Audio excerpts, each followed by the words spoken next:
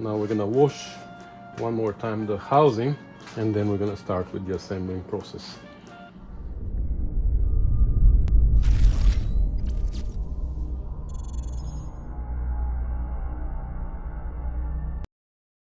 Okay, so we're gonna start with the pinion, and there are two adjustments here. There are two measurements that we need to take when we are assembling it to make sure that everything goes well.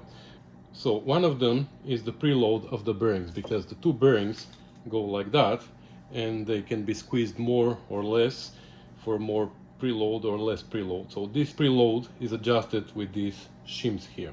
With these shims you adjust the distance between the two bearings, and that of course adjusts the preload. The other measurement or the other adjustment that is done here with shims is the position of the pinion in and out, and that is adjusted with shims here underneath these bearings. So this bearing never came out. Normally it comes out this way, right? But it never came out, and it is in a good shape, so we're gonna keep it there. And I'm just gonna assemble it now with the factory shims everywhere, and we're gonna measure both these things, the position and the preload, and then we're gonna decide whether we need to change anything or not. Hopefully it's gonna work well with the factory shims, because I don't have any. If we have to adjust anything, we're gonna have to figure out something about shims. So first we have to replace the outer race of the outer bearing. So this is the outer bearing, and it was installed here, if you remember. You probably remember. So it was going like this, right? And we punched it out, and it needed to be replaced because you see here it's pretty pitted. And we have our new bearing now. So let's take the outer race, and we're gonna install it there. I'll see if I can push it in just by tapping it in, or if I have to, I'm gonna go on the press, but I'm hoping to be able to tap it in. I'm using the old race to push on the inner, on the new race, and we're gonna tap it with something. Oh yeah, it's going in. Yeah, that's solid. Alright, it's all the way in, it bottomed out, so now we can put the pinion inside, and that's going to be trickier, because now we have to set it on something. Alright, I know it is a good idea to keep old parts, right? This is the old hub bearing from my Lincoln, from my girlfriend's Lincoln, so we're going to use it to put our pinion shaft like that, and then we're gonna drop our housing on top.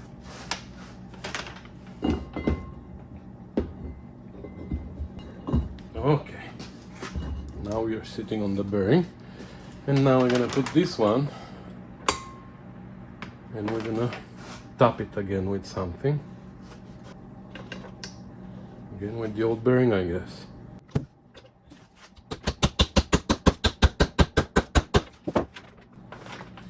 And now from here, I believe we should be able to put the flange.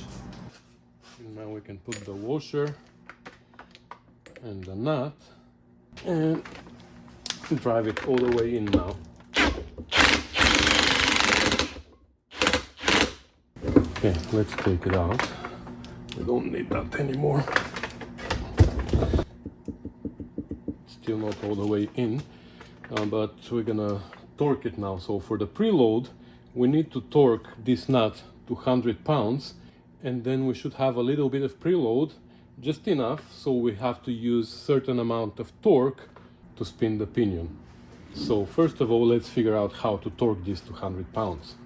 Okay, I found this lever that I have from my bead roller, and I drilled just one hole. I was thinking to drill 2 holes and bolt it here, but I think this way we only need 1 hole actually. So let's see if that's gonna work. It should. Okay, so that's set to 100 foot-pounds. Let's see now.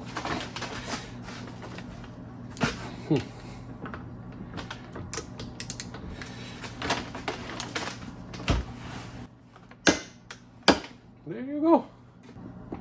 Uh-oh. Okay, we have a problem here.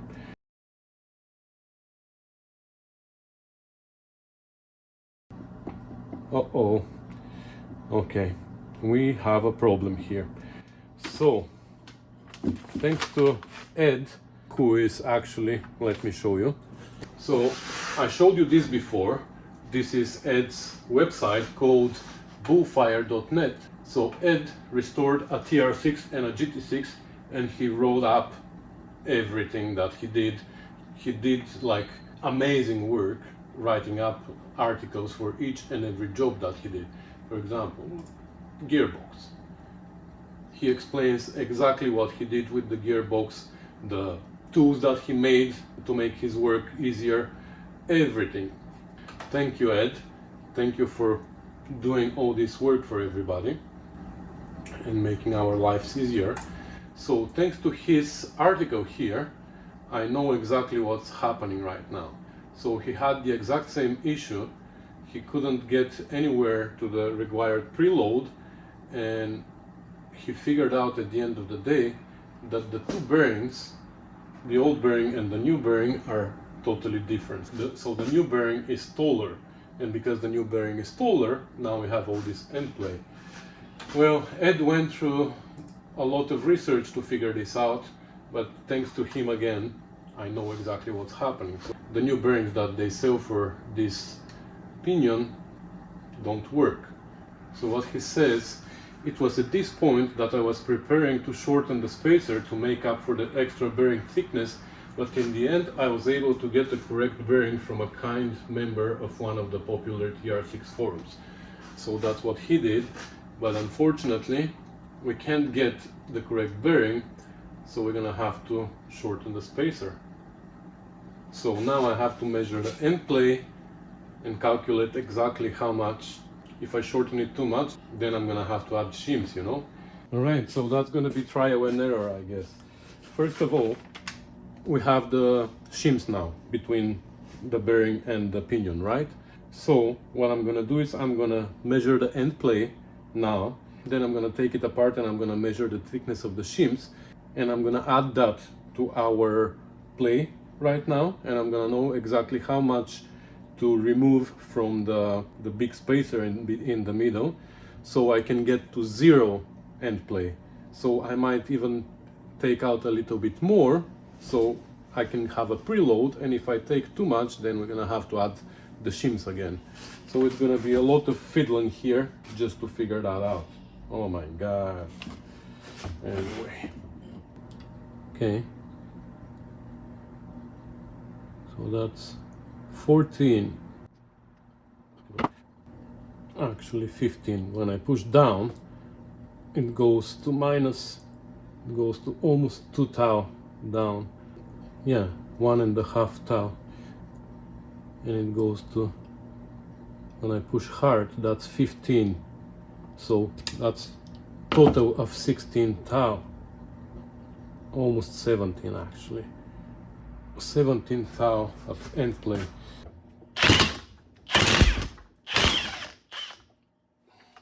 Is this gonna fall like the other bearing, like the original bearing?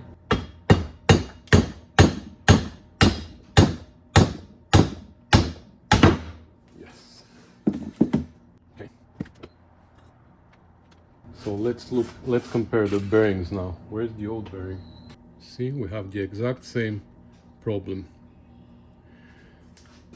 We can do another thing. We can measure the thickness of the bearings and see that as well. You know, that we can do. We can compare the results. Well, I don't know, guys, where you went, but I thought I was talking to you, and then I came to turn you off and you were not on. My usual thing. So what I did actually is I measured the bearings, because that's the easier way actually. I don't need to measure the end play, I just need to measure the thickness of the two bearings, and the difference we need to remove from the spacer, this spacer that goes here, right? I measured them, and I'm gonna do that again now just to reconfirm my measurements. So the new bearing is 0.8 812. So 812 tau. And I wrote it down here. And the new one is 0.7505. So it's 0.7503 I wrote, but it's 5, doesn't matter, it's half a tau. So that's 62 tau, or 61 and a half. Then I took the spacer, and I measured the spacer, 1.712.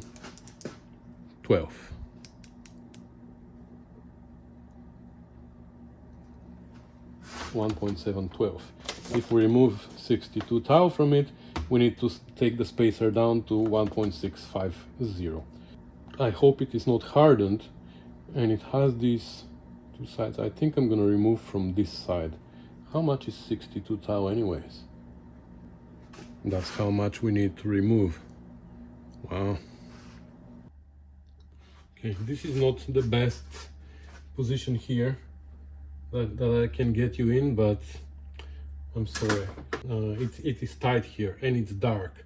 I need to find a different place for my lathe, but there's no time now.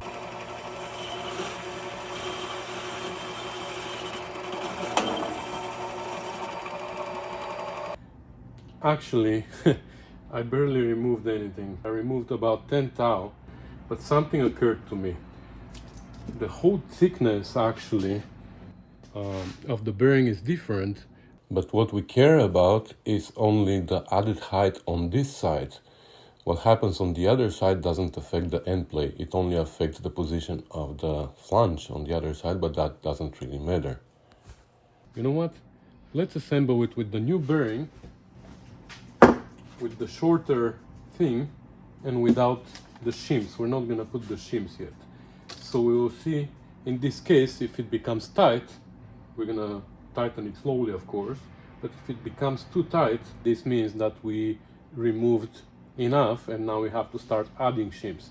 If we assemble it with the shims and it's still loose, we won't know. We're gonna start removing shims until we're probably gonna end up removing them all and still it's gonna be loose. This way, assembling it without the shims, we're gonna know for sure whether we removed enough or not. We're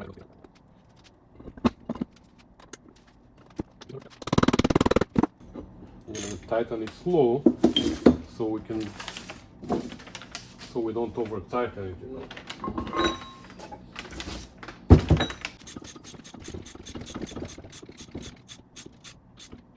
Yes, it became tight. Good. That's good. This means that we removed enough. So I'm just hoping that we didn't remove too much. So now by adding shims, I think we're gonna add them all, and then if it is too loose, we're gonna start removing them one by one. So you see what I'm talking about? We have to assemble it and disassemble it like 1,000 times until we figure it out.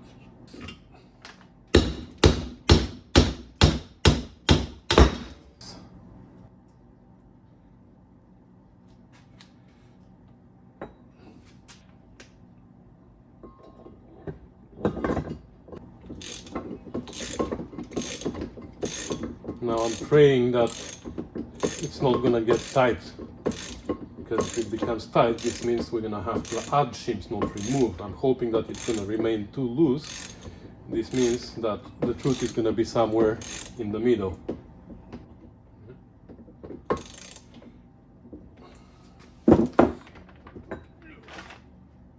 Yeah, for now it's loose, but we need to torque it to 100 pounds.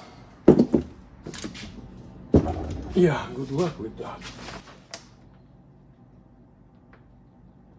Oh, come on. Oh, that hurt. Oh, but it's still loose. Perfect. So now we know that we need to remove shims one at a time until we have just enough tension here. But how do we know how much tension is enough tension? I mean, how much preload is enough preload? Well, the spec says that the torque required to spin this flange needs to be between 15 and 17 inch-pounds, not foot-pounds, inch-pounds. Okay, but we don't have an inch-pound torque wrench, right? What does it mean? 15, I think it's between 15 and 17, so let's go with 16. What does it mean 16 inch-pounds? This means that if we have an arm that is 1 inch long from the center of the stud, and at the end of this arm we apply 16 pounds of torque, which means, let's say, this is easier to explain when it's like that. If we have an arm that is 1 inch long and we hang 16 pounds at the end of this arm, this is the weight that we need to make this spin. If we put 14 pounds at the end of this 1 inch arm, this flange should remain stationary. We need to put between 15 and 17 pounds at the end of this 1 inch arm in order to make it spin.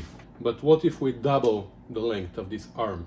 What if we make it 2 inch? Then we have to apply less weight at the end, or half of it. If we double the length of the arm, we have to reduce the weight by half. So on 2 inch arm, we need to put 8 pounds at the end. What if we double it one more time? 2 times 2 is 4. Then we have to reduce the 8 pounds to half, which is 4. So if we have an arm that is 4 inches long, we have to put 4 pounds at the end of this arm in order to make this flange spin. For now, I'm sure it is too loose, but let's make a contraption that we're gonna start using every time we remove a shim. I think we can use this ruler as a arm. It has measurements on it, so it's perfect. What if we bolt it here?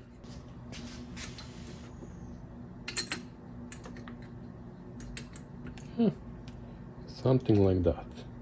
Okay, so that can be an arm.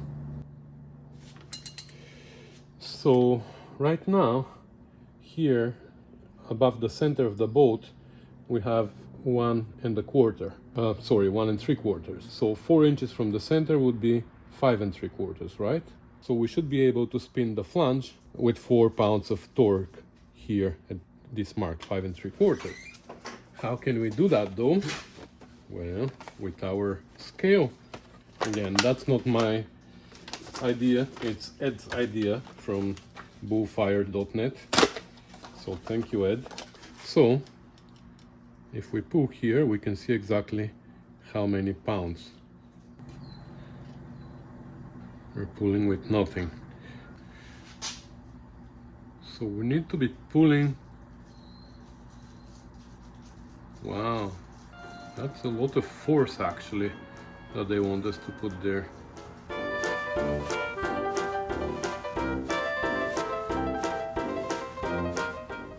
Okay, so let's remove, I think we should remove 2 shims.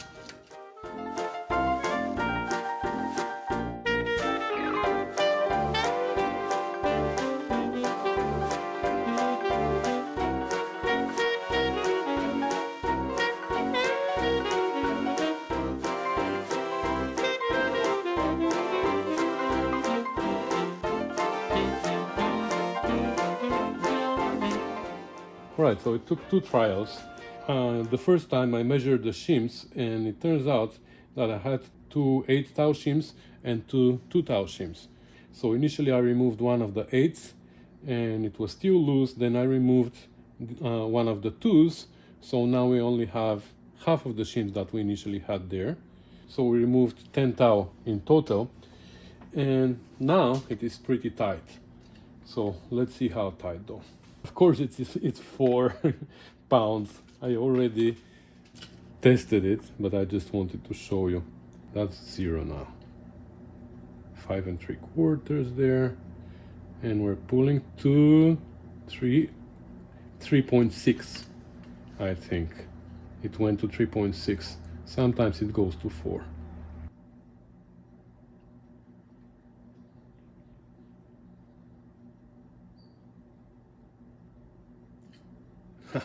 This time it was exactly 4.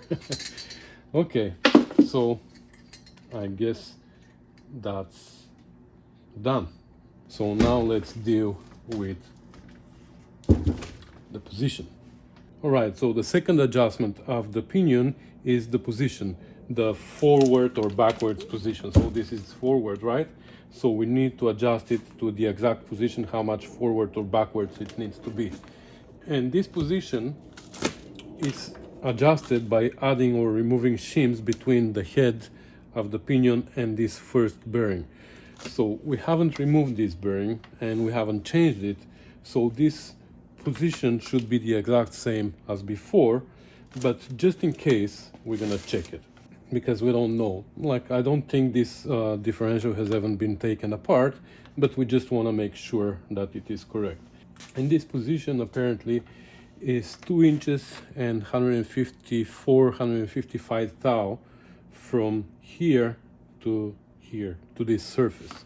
To measure that, I initially took this aluminum ruler that is erased and I cut it to length so I can put it like this, or I can put it diagonally.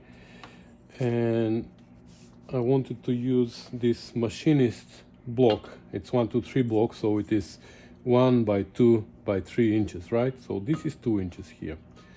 We need to make sure that this is clean there, like this.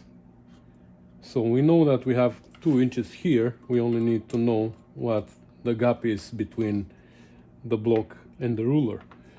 And this ruler is pretty straight. I mean, or the other option is, if I want to make it super precise, I can take this old caliper that is broken and whatever, and I can cut this part. This is not bad. I want to know how thick this is. So let's measure our caliper with a caliper. So that's 125 thou. So if we use this, can we use it here? Yeah. So if we cut a piece that is this long from this caliper, yeah, let me do that. All right, so here we go. We have 2 inches, fit pretty well there. Then we have, here we have 126 thou. So we have 2 inches and 126 so far. We're aiming at 1 and 154, 155. So we have 126, then we have another 25, that's 51, and then we have another 3, that's 54. So that should be, the stack of these should be 2 inches and 154 thou. And when we put this across, that's like perfect.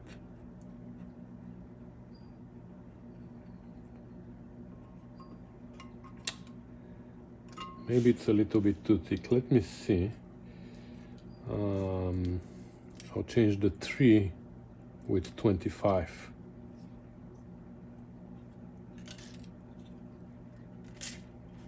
So that's 153 and a half now.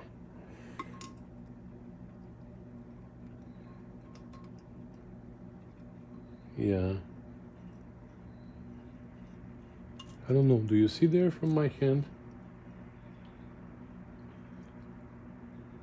Yeah, still trying to move the block, so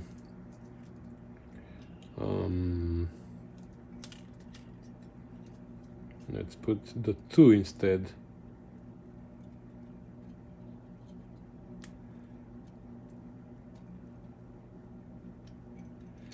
So that's 153 now.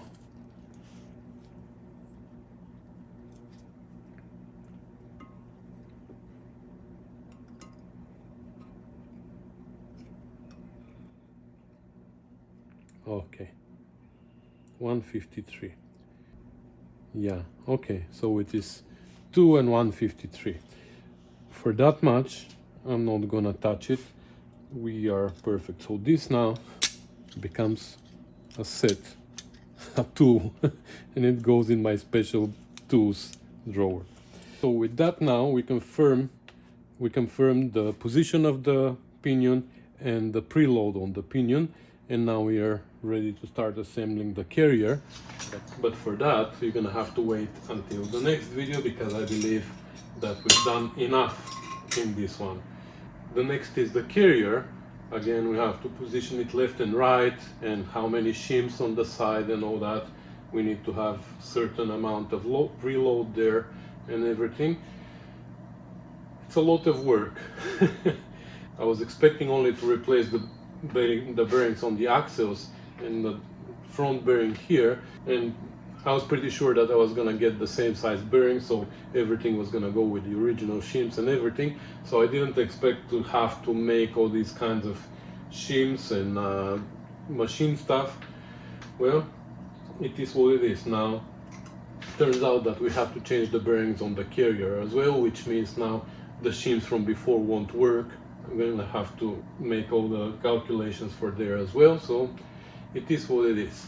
Anyways, that's gonna be it for this video. Thanks for watching, for commenting, for subscribing, for sharing and supporting the channel, and I'll see you in the next one, in which we're gonna make this too. Yep, a spreader.